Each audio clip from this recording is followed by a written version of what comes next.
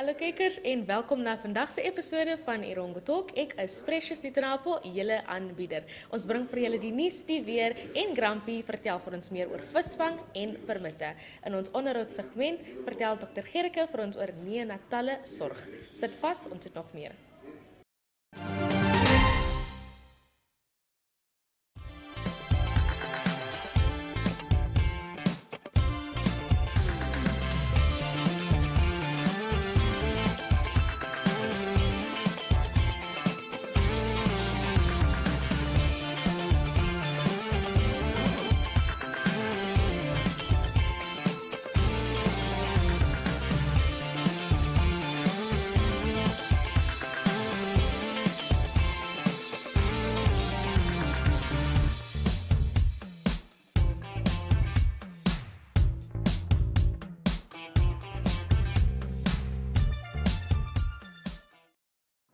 Hallo kijkers en welkom bij vandagse episode van Erongo Talk. I'm your host Nicanor Nagolo. I am your host Frida Molatu. I'm your host Alan Johannes. Sit gerus terug en geniet hierdie episode met ons. We didn't count them out. We know they played against Grootfontein. Die weer is mooi. Dit is 'n eer om hier te wees.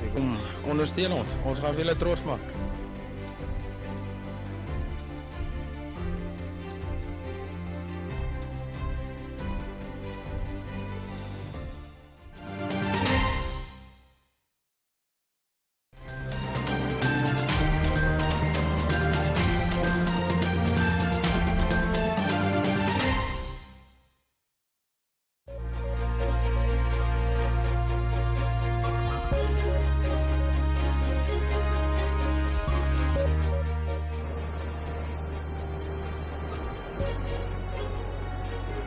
En eerste op ons nuus kyk ons na die inwoners in Walvisbaai wat by die Narrewil gemeenskapsaal bymekaar gekom het om hulle insigte te deel by die openbare konsultasies oor die bewaring van aftreespaars-regulasies.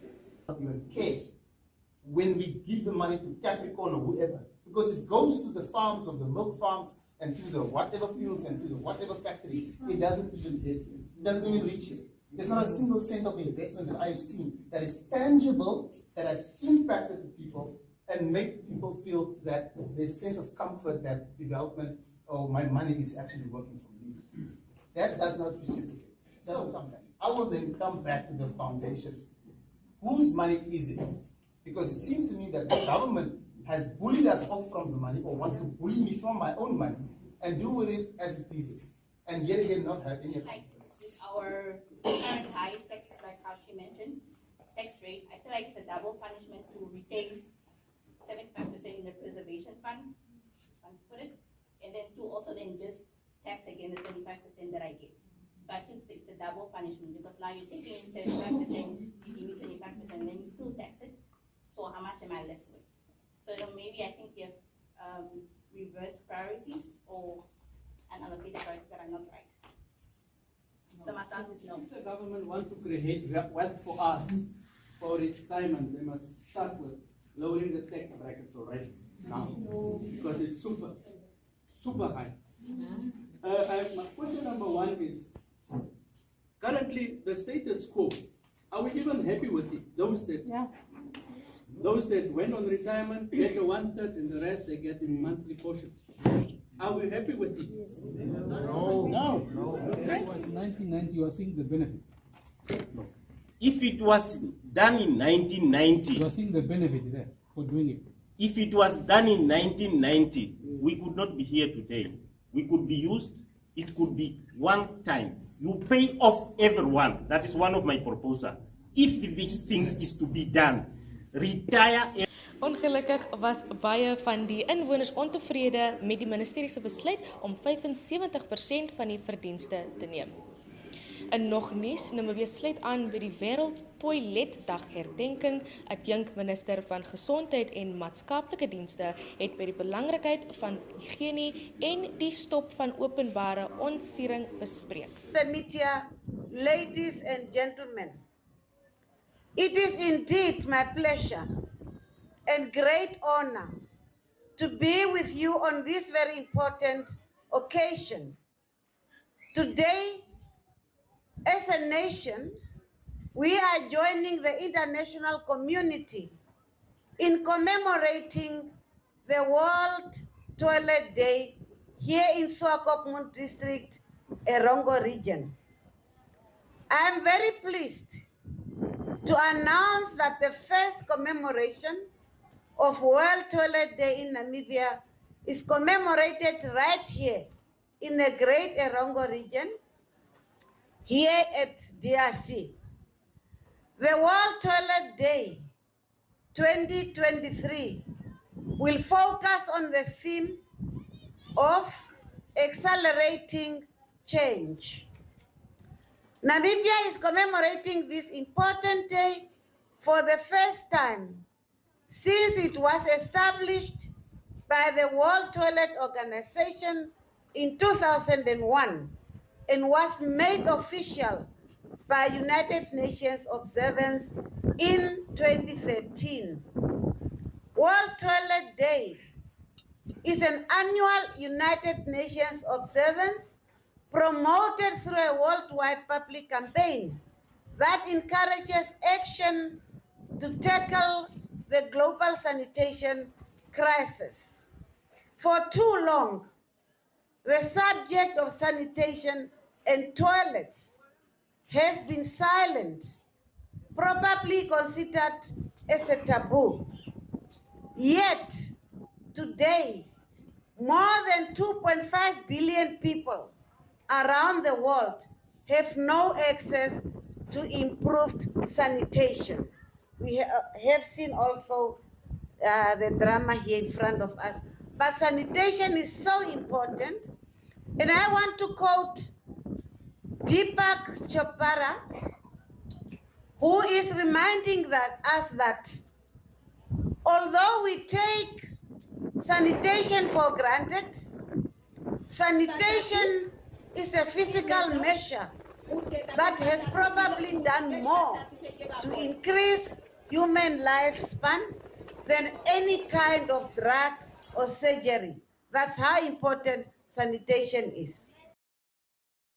Ons hoop hiermee sal beter sanitasie ingestel word vir inwoners van die land. En dan ten slotte, die 13de Trans-Kalahari Korridor Sekretariaat gesamentlik wetstoepassingsoperasie het by die Swakopmund Roadblock plaasgevind. Kom kyk. To conduct a joint law enforcement operations, I am advised that this is the 13th joint law enforcement operation conducted by the TKCMC, which is made up of Botswana, Namibia, and South Africa. Let me take this opportunity to appreciate and congratulate all the 3 member states for this important initiative. Similarly, let me thank the Secretariat for the good work they are doing in championing the work program of the Trans-Kalahari Corridor on behalf of member states. Dear delegates, due to the fact that people and cargo move across borders, a number of transport bilateral and multilateral agreements have been developed and entered into by different countries. These agreements and protocols include but not limited to the TKCMC, SAPU MOU on transport, SADC protocol on transport, communication and meteo, the World Trade Organization, and many others. These are negotiated with a view to achieve seamless movement of goods and people across borders. It is for this very reason that Namibia supports and will continue to support successive joint law enforcement. This is the only way that the 3 member states will fast-track deeper regional integration, which is key for economic development and also in support of Africa Continental Free Trade Area. Director of Proceedings, ladies and gentlemen, the significance of the African Continental Free Trade Area cannot be overstated. Die regering van Namibië, Botswana en Suid-Afrika bring ons versekering oor die ontwikkeling en bestuur van die Trans-Kalahari korridor. En daarmee kom ons aan die einde van vandag se nuusprogram, maar sit vas, ons het nog meer.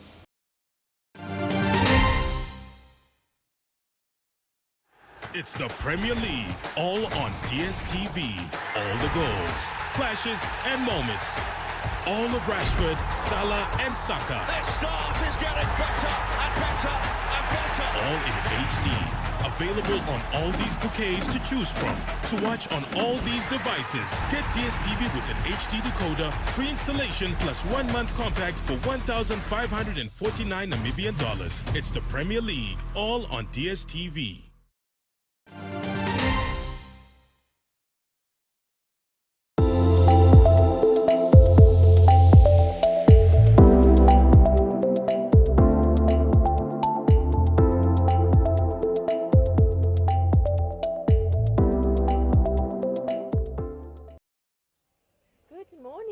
Next to me today I have Dr. Sebastian Gericke. He's a pediatrician here in Swakopmund, and he's going to tell us more about, today is World Baby Premature Day. What is it all about, Doctor? Yeah, so World Prematurity Day is usually on the 17th of November every year. So World Prematurity Day tries to create awareness for babies that are born premature, so that's usually babies born under 38 weeks gestation. And typically the colors that we have for World Prematurity Day is purple, and that symbolizes sensitivity and exceptionality. And what that basically alludes to is the struggle that babies and their families have when they are born premature. So sometimes we've got babies that are born even at 28 weeks, which is just over halfway of their pregnancies, and sometimes even lower. And that's a major life adjustment for a lot of families, and it's fraught with challenges for premature babies as well. And it's a long journey for the moms and the dads and for the babies as well. And oftentimes the babies don't get out of the neonatal ICU without some sort of scarring, even in the short term or long term. So what the day commemorates is the battle, but also the strides that we've made towards improved care for these babies and working towards not just helping these babies to survive, but to thrive and eventually have good outcomes when they leave our neonatal units. It takes a lot of effort. There's lots of people involved with a team, from nursing staff to administrators to occupational therapists, physiotherapists, speech therapists, breastfeeding sisters in the community, ladies that knit socks and caps, and our donor breast milk bank. So there's a massive team involved and an infrastructure that needs to be in place to look after these babies and to optimally care for them. And tell us more about the struggles that we face, that you face here in Namibia on a day-to-day basis. Yeah, so I think my perspective is from the private practice. So, and we know that only 8% of people in Namibia have the opportunity to contribute to a private medical aid fund, but also 8% of the population have contributed to a very excellent private healthcare service. So some of the challenges that we have there, I'll mention in a minute. But I think globally, some of the challenges that we have is funding. For a lot of the things that we need. As I said, there's a lot of infrastructure that needs to be in place to help these babies not just to survive but to thrive. Some of the unique challenges that we have in Swakopmund is what we call postnatal depression. So our statistics that we keep here says that 1 in 4 ladies, even with moms that have babies born at term, will have postnatal depression, or in other words postpartum depression. And that's important for us as pediatricians because the mother's bonding with the baby is so important to help these babies thrive and to nurture them. You know, the first 1,000 days from conception to roughly about when a baby is 2 years old is so crucial, and bonding and nurturing forms a vital part of that. And when moms are depressed, they tend to be more internally preoccupied. There's not good bonding, and there's a lot of factors for that. I think our fragmented society, the place of women in society, makes that there's not a lot of support fathers are oftentimes absent or working long hours, so there's not good support structures for these ladies. And when they have to weather new storms like this, which is a major life adjustment, there's oftentimes not a lot of resilience left for that. The other challenge that we face is with kangaroo mother care, which is the theme for this year's World Prematurity Day. That's where a mom and her baby, or a father and the baby, have skin-to-skin contact. Yeah. And we try and do that contact for 8 hours a day if we can. And that is like magic spice for premature babies. So it helps them to be regulated and to grow well. Unfortunately, that means that the mother needs to stay at the hospital. There needs to be accommodation for them. It's very difficult for a mother to do these things when there's not accommodation for them at the hospital. And in private healthcare, that's definitely not funded. And in other centers, it's difficult to take care of these things as well. There needs to be infrastructure in place. So those are some of the challenges that we have. Dr. Van Gericke, what I also wanted to ask you, tell us more about the breast milk bank. Yeah, so safe mother's milk is one of the essential things that we need for premature babies. And babies that are born premature cannot usually handle formula milk because there's some complications that we can see for that. So the standard care is that they have to drink breast milk exclusively. And a lot of times when babies are born, the mothers just haven't got that milk supply yet, or struggle because there's not a baby latching the whole time, so they struggle to get milk supply. So what we then do is that we source milk from the community. We screen mothers with a lifestyle questionnaire. They get tested for hepatitis B and HIV, and there's some other audit things that needs to be in place. But then we build a bank of safe milk that gets pasteurized, that's through, and then we can offer milk to those babies, safe breast milk. Thank you, Dr. Van Gericke. As I said, there's a big team that's involved with this. So obviously just being the face of the effort is good, but I have to give recognition to the nursing staff, support staff, administrators, everyone that's involved, from the community to the professionals.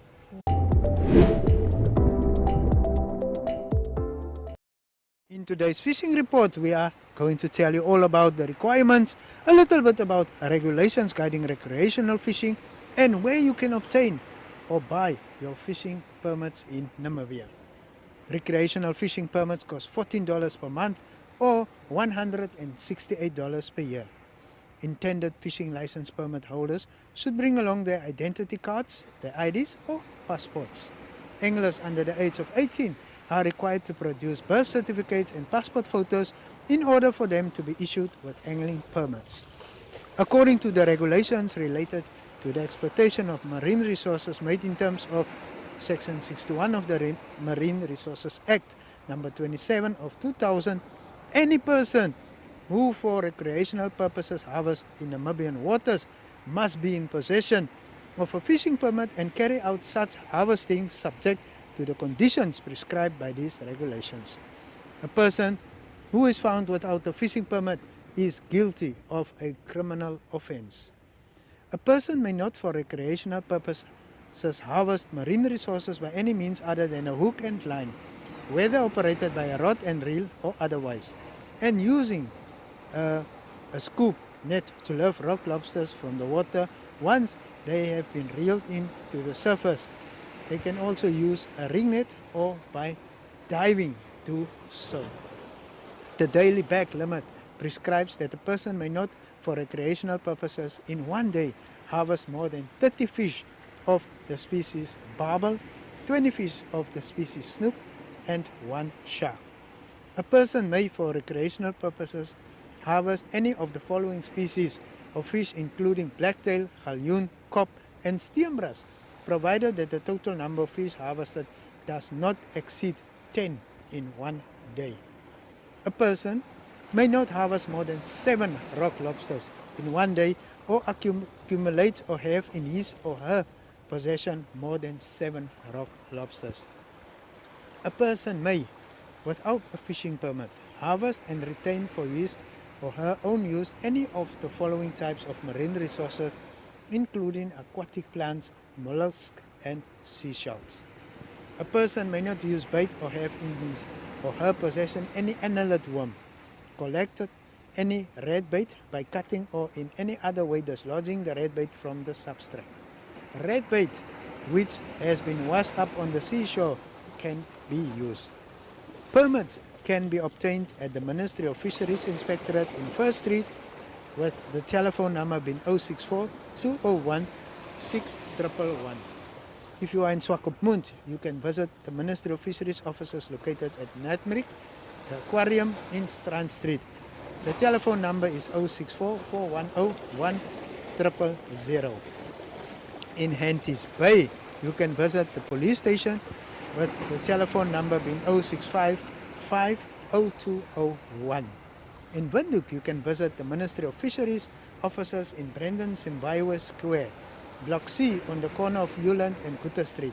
The telephone number there is 061 205 3911. If you find yourself holidaying in Luderitz and want to go fishing, you can visit the Ministry of Fisheries Inspectorate office to obtain a permit.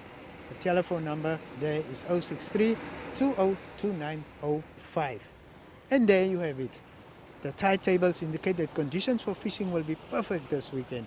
The best fishing periods listed for laser fishermen are between 27 minutes past 2 and 29 minutes past 3 on the 24th, from 37 minutes past 2 to 39 minutes past 3 on the 25th, between 12 past 2 and 16 minutes past 3 on the 26th, and then between 10 to 3 and 6 minutes to 4 on the 27th of November. According to those who know, it is advisable to always pitch and have your line with hook and bait in the water an hour before the listed times. And with that, we've come to say tight lines.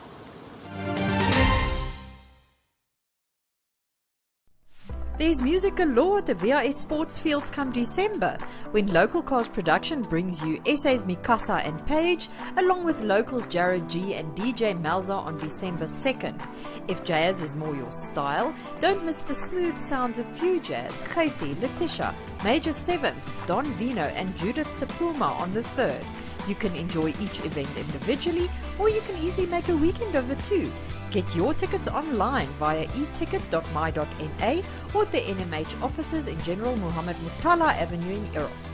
Brought to you in conjunction with Republican, Exhibition and Events Warehouse, Yango, DB Audio and the Winter Country Club. See you there!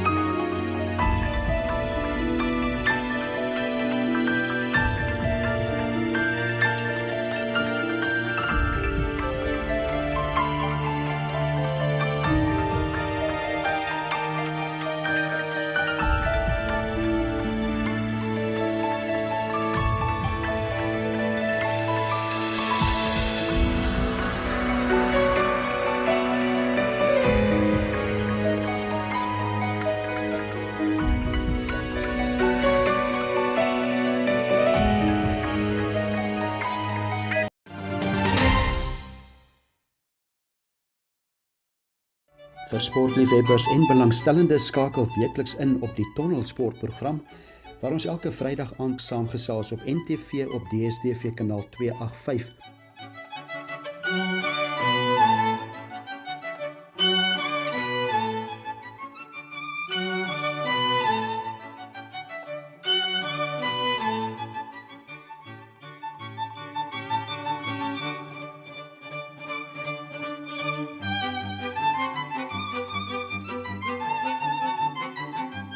En dit is oor die naweek se internasionale sport asook wat in Namibië gebeur. Die tonnel is ook op Go TV kanaal 25 en dan Vrydag aande 9uur op al die Facebook-platforms van Namibië Media Holdings. Kom hoor wat sê die kundiges en die spelers en die afrigters. Sien jou in die tonnel.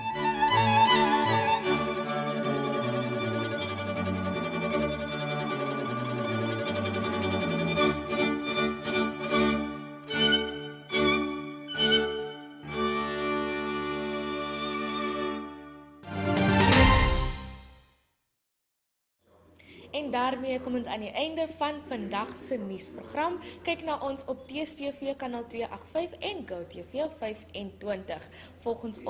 Volg ons ook op Facebook en vir die feesseisoen het ons baie verrassings wat aankom. Kyk ook op ons sosiale media.